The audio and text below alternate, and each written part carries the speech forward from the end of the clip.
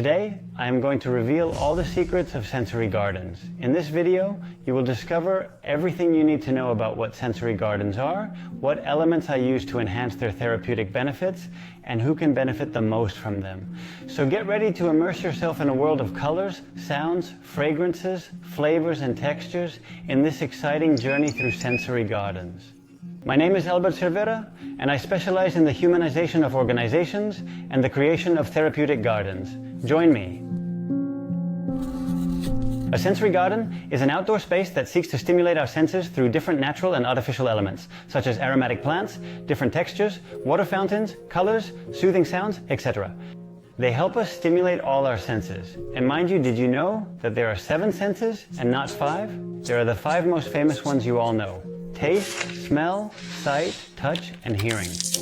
But also 2 more, the vestibular and the proprioceptive. The vestibular is related to balance and spatial control.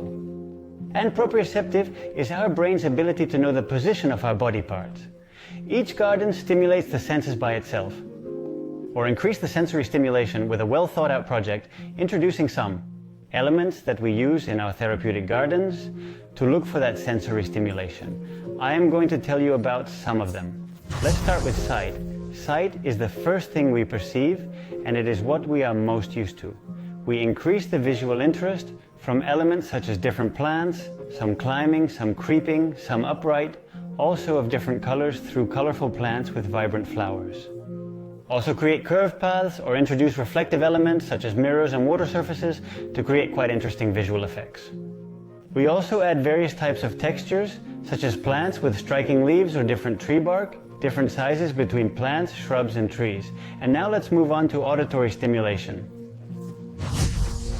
One element that I always use is the element of water, from fountains, waterfalls, streams, and ponds. And I can tell you that they really generate a lot of relaxation, but be careful because you have to study very well the type of movement and the power of the water, as well as the type of users that are going to have, because the sound of the water in certain types of patients can generate emission problems. Introducing ponds with natural fish also generate that wonderful sound when they emerge to the surface to eat, create pavements with different materials, to generate different types of sounds when walking on them, such as dry leaves, granules, etc. The wind is a very important element. When the air passes through the vegetation, the effect changes a lot depending on what kind of trees are used. We can introduce elements such as wind chimes, like this one my mother gave me the other day. Thanks, Mom, by the way. They really generate very soothing sounds. Attract birds with birdhouses because it is proven that listening to them reduces our stress level and helps us connect with nature. And sitting and listening to the sounds of nature is just wonderful. There are many aromatherapy studies that show that certain aromas can stimulate, relax, and even have antidepressant characteristics. Something that I find fascinating is that it has been shown that memories can be activated through certain aromas linked to our childhood. This is especially useful in people suffering from cognitive impairment.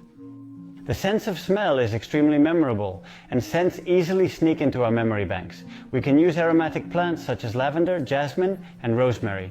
We can even create aromatic trails. We can also use aromatic trees such as magnolias or orange trees. Specific aroma boxes can be designed to make a sensory itinerary of olives. Many elements can be generated to encourage touch experimentation. Plants with different textures, from soft, rough to velvety. This plant that the botanist Manu Sanchez, who runs a botanical garden, showed me the other day, had a really incredible touch.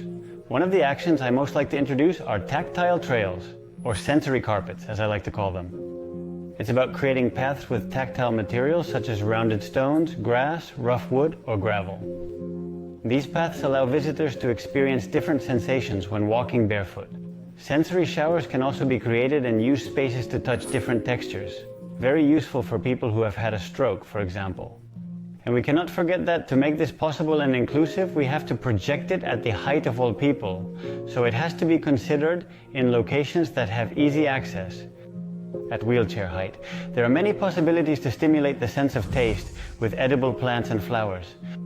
Although, as this is a very delicate matter if they are located especially in healthcare environments, I will leave it aside. One example of how to stimulate the vestibular sense is sensory swings. These swings are specifically designed to provide vestibular and sensory stimulation through movement. Through movement, it can benefit people with ASD, Down syndrome, or ADD. The gentle motion of the swing can help improve tension, reduce anxiety, and promote sensory integration. In addition to touch, sensory mats also stimulate the proprioceptive sense. These sensory stimuli help improve body awareness, motor coordination, balance, and posture. The question now is, where does it make sense to create a sensory garden? Below I specify the places that can bring the most benefits. They are very effective for nursing homes because they help stimulate their senses, and this is key for people who have cognitive impairment. Think that with the right design, which we do by co-creating with the therapists themselves, can achieve the activation of memories in people suffering from Alzheimer's disease. They are really very beneficial, especially in rehabilitation hospitals. For example, therapeutic gardens benefit patients who have suffered a stroke. They are also beneficial in care centers for children with special needs. They help them improve their attention, memory, and mood. Most importantly, they are much less hostile to them. Compared to the widespread snow cell-in rooms, as many of them have a lot of resistance to use them. And besides, the gardens are much more economical. Also in care centers for people with intellectual disabilities. They provide stimulating environments and help to improve their emotional well-being. The next place would be in early childhood education centers, where they are an excellent alternative. To renaturalize the current school playgrounds, almost all of them full of asphalt. They help to improve their ability to interact with their environment and stimulate their sensory learning, as well as increase their creativity. A sensory garden also offers a multisensory experience that can be especially valuable for those who are visually impaired. As well as those who are hearing impaired, it provides the opportunity to enjoy nature through other senses. They can also generate unique experiences in tourist environments such as hotels and wellness resorts. To achieve especially that, the welfare of people, it can be a perfect place for meditation and yoga practice, providing a calm and relaxing environment. Many companies also come to me to consult on how to transform their offices and work environments to encourage workers to want to return to their offices after telecommuting and be more at ease than at home. Sensory gardens can be a valuable tool for workspaces as they can help reduce stress, improve worker concentration and productivity.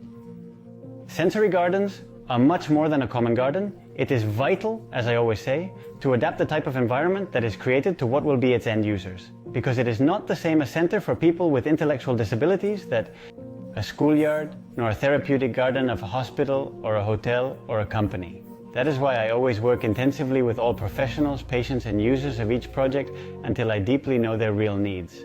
I really like its application in spaces such as nursing homes and centers for people with intellectual disabilities because it allows them to experience sensations that otherwise they would not be able to experience.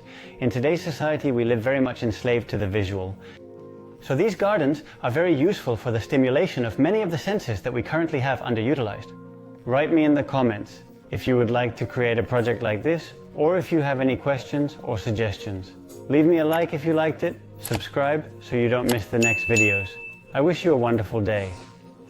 See you next time.